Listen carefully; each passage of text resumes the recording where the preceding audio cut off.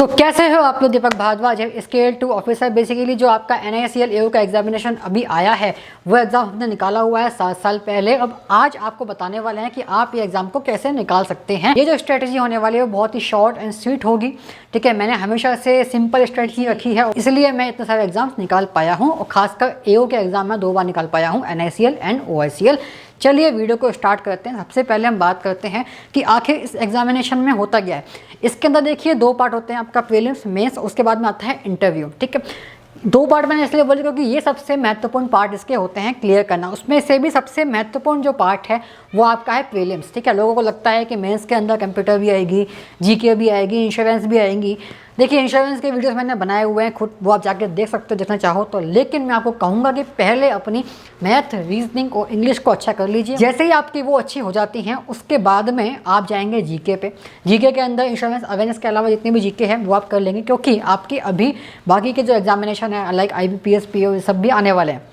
ठीक है, और उसके अलावा जो कंप्यूटर है वो भी आपके RRB, PO एंड क्लर्क में आता है, तो वो भी आप कर सकते हैं। उन सब की स्ट्रेटेजी हालांकि मैंने बनाई हुई है, बट इस वीडियो में हम एज एन होल बात करने वाले हैं कि NICL AO में क्या करना है। ठीक है, तो सबसे पहला जो मैंने आपको बताया पॉइंट कि जो आपका प्रीलिम्स है वो निकालना यहाँ पे सबसे हार्डेस्ट पार्ट होता है। अब मैं ये मानता हूँ कि जब भी आप किसी भी प्रीलिम्स एग्ज़ाम की तैयारी करते हैं तो उसके लिए आपको मॉक्स देने होते हैं डेली बेसिस पे।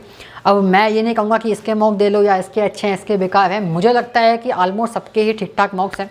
किसी भी साइट के आप मॉक ले सकते हो, वहाँ से आप मॉक देना स्टार्ट कर सकते हो। एक मोस्ट इंपॉर्टेंट चीज़ होती है कि मार्क्स पे फोकस करें या फिर परसेंटाइल पे फोकस करें।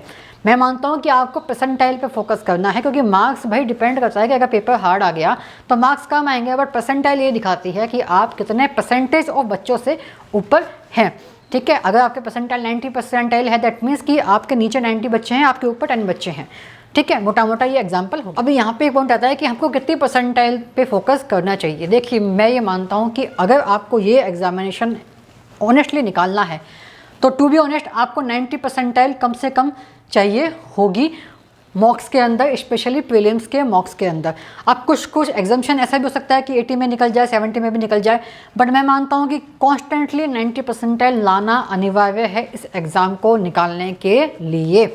ठीक है, कॉन्स्टेंटली का मतलब होता है कि कम से कम 3 मॉक में लगातार 90 परसेंटाइल आनी चाहिए आपका, तब जाके आप ये कह सकते हैं कि आपका प्रीलिम्स निकलने की संभावना बन रही है। और इसके बाद में आप चाहें तो आप अलग से GK के लिए टाइम दे सकते हैं, GK या कंप्यूटर के लिए। इससे पहले मैं आपको बिल्कुल भी रिकमेंड नहीं करूँगा अगर आपका फोकस AO का एग्जामिनेशन है तो। अगर आप बैंक PO की बात करें तो वहाँ पे अगर आपकी परसेंटाइल 70 से 80 के बीच में भी आती है तब भी आप GK पे फोकस कर सकते हैं। बट यहाँ पे क्योंकि प्रीलिम्स निकालना हार्ड है, आप सब लोग जानते हैं कि कट ऑफ जो जाती है वो हाई जाती है, तो डेफिनेटली आपकी मैथ, रीजनिंग और इंग्लिश यहाँ पे अच्छी होनी चाहिए। और मैं बार बार इसी पे फोकस इसलिए कर रहा हूँ क्योंकि ये इम्पोर्टेंट है। ठीक है, अब आपको देखना है जब भी आप मॉक दोगे तो आपको उसका एनालिसिस करना होगा अच्छे से। एनालिसिस का मतलब सिर्फ ये नहीं होता है कि भैया हमने मॉक एनालिसिस खोला और उसके अंदर ये देख लिया कि कौन से क्वेश्चन नहीं हुए, उनको हमने कर लिया, हो गया एनालिसिस खत्म जल्दी से, है ना। ऐसा नहीं करना होता, अच्छे से बैठ के एनालिसिस करना होता है कि अगर आपने 1 घंटे का मॉक दिया है तो मैं ये मानता हूँ कि अगर आपकी परसेंटाइल 90 नहीं आती है तो कम से कम आपको 1.5 घंटा, 1 घंटा और 30 मिनट आपको मॉक का एनालिसिस करना चाहिए। अब इस एनालिसिस के अंदर क्या होगा, पहले तो आप ये देखेंगे कि जो क्वेश्चन आपसे नहीं हुए उनका आपका प्रयास होना चाहिए कि वो हमसे हो जाए। जो आपसे हो गए हैं उनमें आप ये देखेंगे कि क्या हम इससे जल्दी कर सकते थे। अब इसके लिए मैंने टेक्निक बताई हुई है माइंड मैपिंग। माइंड मैपिंग का मतलब क्या होता है, आपको देखना एनालिसिस करते वक्त कि जब मैं इस क्वेश्चन को मॉक में अटेम्प्ट कर रहा था उस समय मेरे दिमाग में क्या चल रहा था। अगर उसको आपने मैप कर लिया, इसका मतलब आप ये समझ जाएंगे कि मैं ऐसे सोचता हूँ तो मुझे टाइम लगता है, ऐसे सोचूंगा तो शायद टाइम नहीं लगेगा। ठीक है, साथ ही साथ ये देखोगे कि आप कौन से स्टेप में अटके थे। फॉर एग्जाम्पल 16 × 9 था। ठीक है, अब इसको करने में आपने लगा दिए 5 सेकंड। ठीक है, आप क्योंकि आपने अभी कुछ टाइम पहले मॉक दिया होगा, एनालिसिस करने बैठे हुए हो आपको पता होगा कि आपने क्या किया था। अब आप खुद से कहोगे कि यार अगर मुझे इसकी टेबल आती 16 की तो मैं शायद 5 की जगह 2 सेकंड लगाता या फिर 1 सेकंड लगाता। ठीक है, जब आपने इसको देख लिया तो आपने इसकी टेबल को याद कर लिया। अब क्या होता है ना, 2 तरह की चीज़ें होती हैं। एक तो वो जो इस तरह की कि जिनको हम पढ़ के याद कर सकते हैं। ठीक है, जिनको हम सीख सकते हैं तुरंत। बट कई चीज़ें ऐसी होती हैं कि सपोज़ कि आपको टेबल भी आती थी, इसकी भी आती थी, इसकी भी आती थी, लेकिन आपसे मल्टीप्लाई नहीं हो पाया सही से, ठीक है। तो वहाँ पे दिक्कत क्या हो जाएगी ना कि आपको मल्टीप्लाई तेज करना है। अब वो तो ऑब्वियसली एक बार में हो नहीं पाएगा कि ठीक है टेबल तो हमने याद कर ली, बट मल्टीप्लिकेशन को तेज करने के लिए तो प्रैक्टिस चाहिए होगी। तो कुछ चीज़ें ऐसी होती हैं जिनके अंदर प्रैक्टिस चाहिए होती है, कुछ चीज़ें ऐसी होती हैं जिनमें प्रैक्टिस की नीड नहीं होती है, वो आप याद करेंगे या सीखेंगे, ठीक है। तो इस हिसाब से आपको चीज़ें लिखनी होती हैं। हर एक क्वेश्चन में जाओगे, देखोगे कि इसमें क्या सीखने वाला है और इसमें क्या प्रैक्टिस करने वाला है। ऐसे करने के बाद में जब धीरे धीरे आप दिन में, मैं मानता हूँ कि अगर आपने दिन में एक मॉक भी दिया तो भी इनफ होता है यार। मुझे नहीं लगता कि जो लोग बोलते हैं कि 100 क्वेश्चन इसके करने हैं, 100 क्वेश्चन इसके करने हैं, इतना दिमाग लगाने की ज़रूरत नहीं है।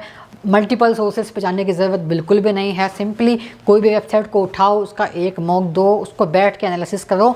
ये आपका लगभग 2.5 से 3 घंटे का काम होना चाहिए। और अगर आपकी परसेंटाइल कम आती है तो या तो एक और मॉक दे लीजिए, या फिर आप क्या कर सकते हैं कि जो जो आपके टॉपिक वीक हैं उन टॉपिक्स को आप सर्च कर सकते हैं। यूट्यूब पे ही बहुत सारे टीचर्स हैं, मैंने भी कुछ वीडियोस बनाए हैं, उनको देख सकते हैं और वहाँ से आप उन टॉपिक्स को सीखेंगे, उनके नोट्स बनाएंगे और फिर उनको इम्प्लीमेंट करने की कोशिश करेंगे आने वाले मॉक्स के अंदर, ठीक है। बट अगर आपकी परसेंटाइल अच्छी आती है, 90 आती है या फिर 85 तक भी, चलो ठीक है यहाँ हम चला लेंगे, आती है, तो उस केस में एक मॉक के बाद में जो बाकी का समय होगा वो आप जीके हो गया, आपका कंप्यूटर हो गया, आपका इंश्योरेंस अवेयरनेस हो गया, उनको आप देंगे, ठीक है। तो ये होता है मोटा मोटा एक स्ट्रेटजी। साथ में जो माइंड मैपिंग होती है वो आपको करनी होती है, ठीक है। तो मॉक एनालिसिस हो गया, माइंड मैपिंग हो गई। सब्जेक्ट वाइज की बात करूँ, एक तरफ ऑप्शन ये है कि हम बहुत लंबी लंबी स्ट्रेटजीज़ को बना लें, और एक ऑप्शन ये है हम ये समझेंगे कि भैया हमारी स्ट्रेंथ क्या है, हमारी वीकनेस क्या है। अगर हमारी स्ट्रेंथ और वीकनेस हमको पता लग गई, हमको ये पता लग गया कि कौन से टॉपिक हमारे अच्छे हैं, कौन से बेकार हैं, तो जो बेकार टॉपिक हैं आपको उन पर इतनी मेहनत करनी है कि वो बेकार टॉपिक आपके अच्छे बन जाएँ, ठीक है। मैंने ऐसा किया था, मेरी एक टाइम पे जीके बहुत वीक थी, मैंने जीके में इतनी मेहनत करी कि जीके अच्छी बन गई सबसे। तो ऐसा आपको करना है, ठीक है। अब इसमें कुछ भी रॉकेट साइंस नहीं है, मैं आपको कहूँ आपको 20 क्वेश्चन सिंप्लीफिकेशन के करने हैं, 20 आपको सीरीज़ के करने हैं, ऐसा कुछ नहीं है। ऑब्वियसली जो चीज़ आपकी अच्छी है, फॉर एग्जांपल अगर मेरी मैथ अच्छी थी तो मैं मैथ को सिर्फ वो सिर्फ मॉक में करता था, मॉक में मैथ आई, कर लिया, आगे बढ़े। रीजनिंग के अंदर स्टार्टिंग के अंदर मेरी थोड़ी सी पजल वीक थी, ऐसे ही मेरी जीके वीक थी, तो बाकी का समय मैंने हमेशा उनको दिया। जो आपका वीक सेक्शन है उसमें जो वीक टॉपिक्स हैं उनके अंदर भी जो वीक सब टॉपिक्स हैं आपको उनको नोटिफाई करना होगा खुद से, और उसके बाद में आपको उनको सीक्वेंस वाइज करना होगा, ठीक है। कुछ टॉपिक ऐसे भी हो सकता है जो आपको बिल्कुल भी समझ में नहीं आते हैं, लाइक परम्यूटेशन कॉम्बिनेशन हो गया या फिर प्रोबेबिलिटी हो गया, तो आई एडवाइस यू कि आप उनको छोड़ सकते हैं। मैं हमेशा ये मानता हूँ कि कभी भी सिलेबस को कंप्लीट आपको नहीं करना चाहिए, क्योंकि कुछ टॉपिक्स के चक्कर में ऐसा ना हो बाकी का सिलेबस हमारा दिक्कत में रहे, ठीक है। तो कोशिश करिए कि 80 से 90% टॉपिक्स भी अगर आपने अच्छे से कर लिए तो भी आप एग्ज़ाम निकालने के लायक बन सकते हैं। एक आपको मैं काम देता हूँ कि आप अभी के अभी करिए तीनों subject, specially math, reasoning, English, ठीक है। जीके वाले बच्चे जो हैं उनकी बात अलग करेंगे, पहले मैथ, रीजनिंग और इंग्लिश की बात करते हैं। तो इन तीनों सब्जेक्ट्स के अंदर एक लीजिए पेज, उसके बाद में ये लिखिए कि कौन से टॉपिक्स आपके अच्छे हैं, कौन से आपके ठीक ठाक है, कौन से आपके वीक हैं, ठीक है। ये लिखने के बाद में उसकी फ़ोटो या तो मुझे टेलीग्राम पे भेजना या फिर इंस्टाग्राम पे मुझे टैग करना, ठीक है। यहाँ तो भेज नहीं सकते फ़ोटो, कमेंट सेक्शन के अंदर। अगर ऐसा करोगे तो मैं मानूंगा कि आपने इस स्ट्रेटजी वीडियो को यहाँ तक देखा, और जब सिलेक्शन हो जाएगा, बहुत सारे बच्चे जिनका सिलेक्शन हुआ था आप लोग जानते होंगे ना, जिनका अभी सिलेक्शन हुआ था NACL AO में असिस्टेंट में, तो अगर आपने किया तो मैं मानूंगा कि डे 1 से आप समझदारी से पढ़ाई कर रहे हैं और आप उन बच्चों में से होंगे जिनका सिलेक्शन होने के चांसेस ज़्यादा होंगे। और इसके अलावा फिर भी आपका कोई क्वेश्चन है तो कमेंट सेक्शन के अंदर आप पूछ सकते हैं, मैं उस पर डेडिकेटेड वीडियो बना दूंगा बाद में। और साथ ही साथ अगर आपकी परसेंटाइल अच्छी आती है तो भैया जीके के लिए मैंने लगभग आधे घंटे का वीडियो बनाया हुआ था। आपसे अनुरोध है कि पेशेंस रखना, उस वीडियो में सब कुछ है, उसको देख लीजिए अच्छे से अभी के अभी, ताकि आप आराम से अपनी जीके भी अच्छी कर सकें। और जो इस वीडियो में सीखा है वो तो सीखा ही है। इसी के साथ में मिलते हैं बहुत जल्दी, तब तक के लिए अपना ख्याल रखिए।